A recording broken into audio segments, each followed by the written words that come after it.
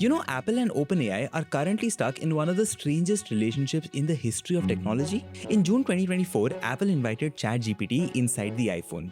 Siri could basically pass difficult questions to ChatGPT, Apple users could use it without even making an OpenAI account, and Sam Altman even publicly spoke about how excited he was about this partnership. Apple just announcing that ChatGPT from OpenAI will be integrated into iPhone, iPad, and Mac software. The tech giant is to boost its Siri voice assistant and operating systems with OpenAI's ChatGPT. But just 2 years later, on 10th of July 2026, Apple dragged the same OpenAI to court. A big legal battle is brewing in the AI world. Apple filed that lawsuit against OpenAI. CEO Sam Altman said on X, "I am not afraid of Apple, but I have tremendous respect for them."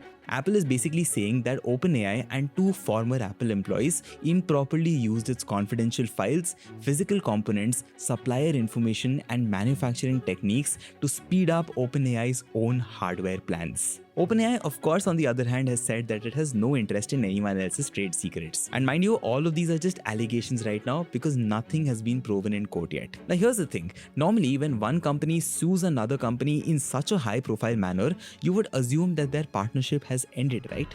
But here is the strange part, Apple's own complaint says that its ChatGPT deal with OpenAI is still alive and it is not even a part of this case. So just think about how odd this situation is. Apple is perfectly comfortable putting OpenAI's brain inside the iPhone, but the moment OpenAI tries to build a hardware of its own, Apple suddenly gets jittery and starts fighting it in court. So the obvious question then is, why? And that is what I want to dive deeper in today's video. If you are someone who likes marketing, distribution, and business, I'm sure you will enjoy this episode. My name is Anurag Bansal, and let's decode.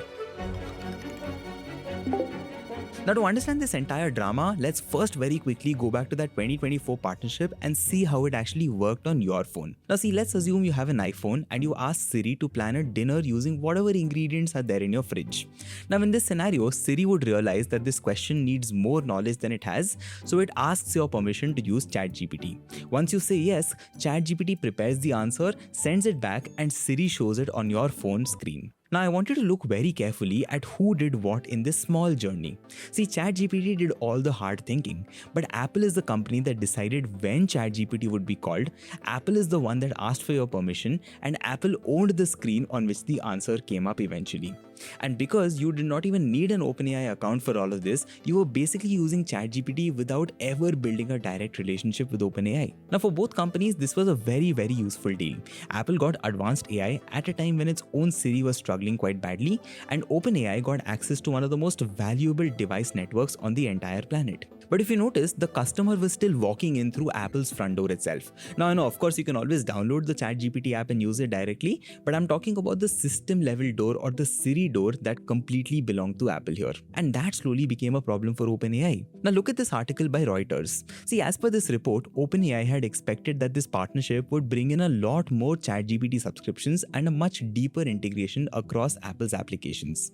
But those benefits never really came at the level OpenAI was expecting for it to come. And in the middle of all of this, Apple did something even more interesting. In January 2026, Apple and Google announced that Apple's next set of AI models would be built using Google's Gemini technology. Now hear me out, there is a small difference between the ChatGPT deal and the Gemini deal, so I'll very quickly clear that up for you. See, Gemini is becoming the foundation on which Apple is going to build its next set of AI models. But ChatGPT, on the other hand, stays as an outside service that Siri only calls for certain requests like our dinner plan. But regardless, if you think about it, for consumers like you and I, both deals largely look the same because we at the end of the day just talk to Siri, and Apple is the company that decides what happens behind the screens, and it's nothing to do with us really. And that is where, if you think about it, Apple sits in a very powerful position, because if one AI company becomes too expensive or too demanding or basically falters, Apple can over time switch to another company. In very simple words, at any point in time, Apple can change the expert sitting at the back office while keeping full control of the front desk that it has. And that, my friends, is the trap that OpenAI is trying to break out by building its own devices. See, OpenAI does not want to become one of those back office experts that relies on Apple forever. And if you understand that, you will understand that OpenAI's recent moves also start connecting with each other. See, like we discussed earlier, ChatGPT already has more than 900 million weekly active users and more than 50 million paying subscribers as per OpenAI's own data. And on top of all of that, OpenAI is also adding apps and connectors inside ChatGPT, and they're building work tools that can act across your files and applications. Anyway, now if you look at all of these moves together, they all point in one single direction. OpenAI wants you to begin with ChatGPT and then let ChatGPT decide which website, which app, and which service gets used next. I'll give you a very simple example to explain this. Suppose you tell ChatGPT to plan a 3-day trip to Goa within a particular budget. Now today, you would most likely have to open a flight app, compare hotels on some other website, check their locations on Google Maps, put the plan down in your notes or your Excel sheet, and then make 3 or 4 separate payments for different things. Now OpenAI and many other AI companies' eventual goal is that ChatGPT understands your full request, remembers your taste and preferences, compares all the options, and brings your entire trip into one single chat with one single payment. But there is one very big catch here. On an iPhone, OpenAI can only do whatever Apple allows it to do. Apple is the one that controls access to your messages, your photos, your location, your notifications, your background activity, and even your payments. And Apple can always place Siri between ChatGPT and you. And that is why hardware matters so much to OpenAI, because a device of its own solves 3 big problems in one single shot. Number 1, it gives ChatGPT a direct line to you. Basically, instead of opening an app or asking Siri to call ChatGPT, you can start with OpenAI directly. Number 2, OpenAI gets to control the mics, cameras, and other sensors that give an assistant more context about you. Because here's the reality, a really useful personal assistant needs to know where you are, what you are looking at, what you asked earlier, and which of your tasks are still pending. And number 3, OpenAI can design the model, the software, the physical product, all of it together as one single ecosystem. I want you to think about it this way. Think about what Apple has done for many years with iPhone, its own chips, iOS, etc. OpenAI basically wants the exact same freedom, but for a product that is built around AI from day one. And by the way, that is exactly why OpenAI has spent big money here. In a deal worth around $6.5 billion, OpenAI recently acquired a company called IO Products, which was started by Johnny Ive, the same man who led the design of the iPhone at Apple. OpenAI buying the AI device startup co-founded by Apple veteran Johnny Ive. $6.5 billion to buy IO, which of course Johnny Ive, the designer of the iPhone. So then with all of this context, the biggest question then is, what is OpenAI even building? Now before I answer that, let's quickly go back to a Goa trip example for a second. See, look at actually what makes that entire trip complex. See, there is a different app to book flights, a different app to book hotels, a different app to take a look at maps, and a different app to put down your notes. You also need to make different payments for everything. None of these talk to each other, so you end up being the person joining the dots manually.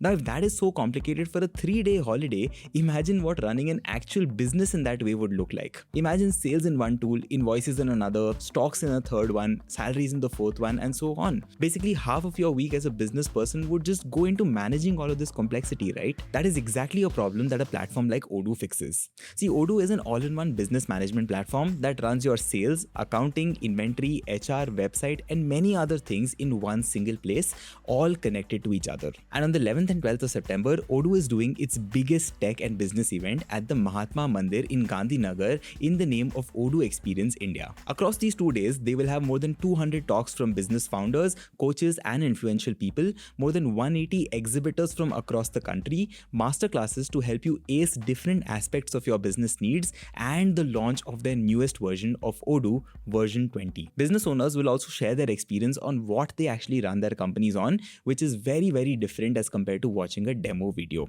And the event, by the way, is free to attend. So I'll put a registration link in the description, in the pinned comment, or you can scan this QR code as well. So do make sure you check this out. Alright, so now coming back to Apple versus OpenAI, we were talking about what OpenAI is actually building as a device. Now, very interestingly, OpenAI has actually entered hardware in a small way very recently. They recently launched a $230 keyboard called the Codex Micro, which helps programmers control OpenAI's coding agents. Now, obviously, this keyboard is not what the fight with Apple is all about. The real prize is the main consumer device, the one which OpenAI is building with ex-Apple head designer Johnny Ive. And on that one, nobody knows anything officially yet.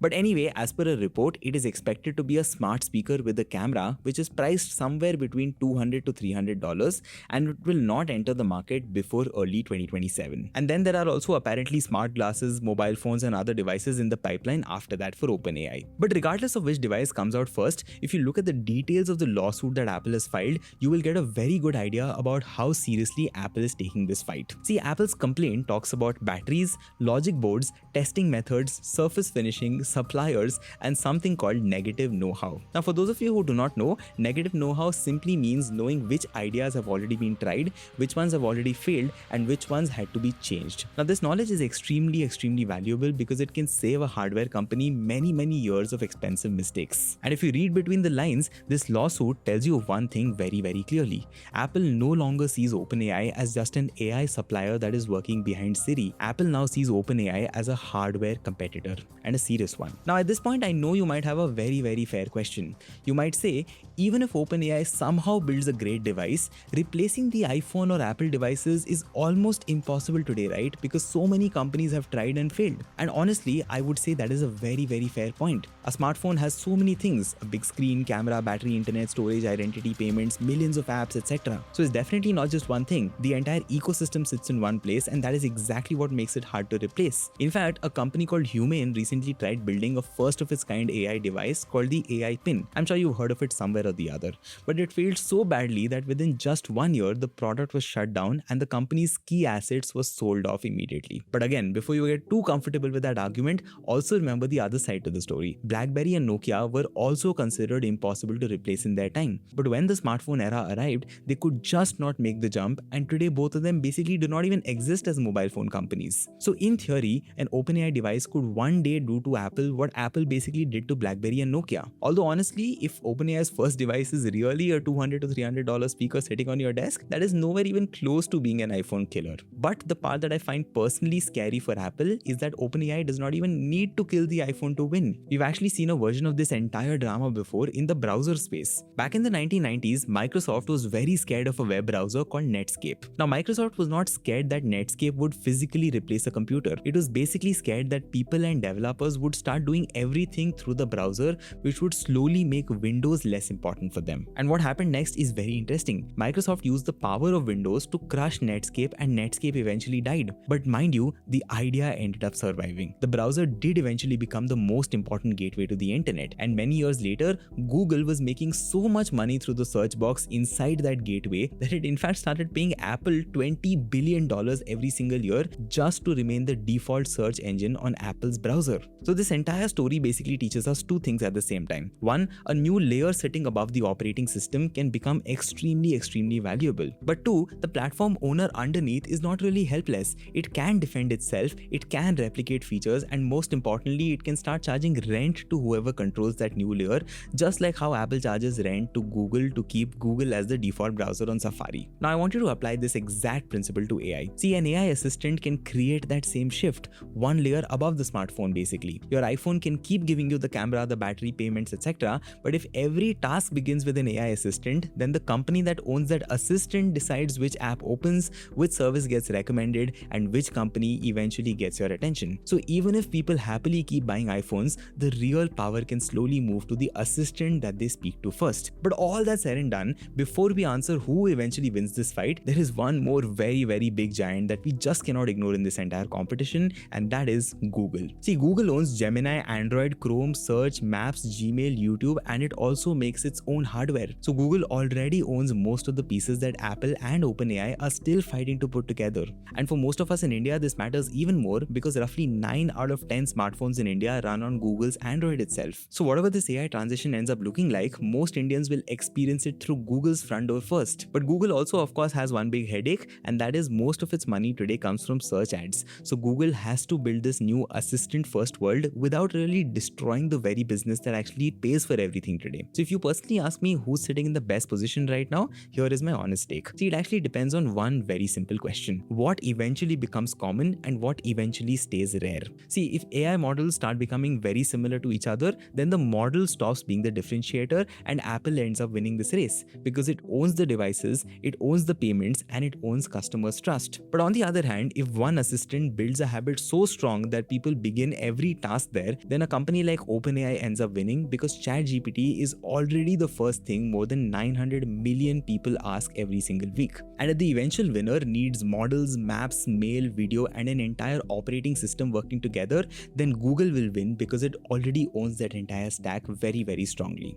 So at least as of today, nobody is at a checkmate. Every player is betting that the thing they personally own will turn out to be the thing that matters the most in the future. That's it from my side in today's video. I hope you enjoyed this and maybe learned something new from it. I would love to understand, who do you think will end up winning in this AI first world? Will it be Apple, OpenAI, or Google, or somebody else entirely? I would love to understand your thoughts and have a discussion in the comment section. That's it from my side. I'll see you in the next one. Bye.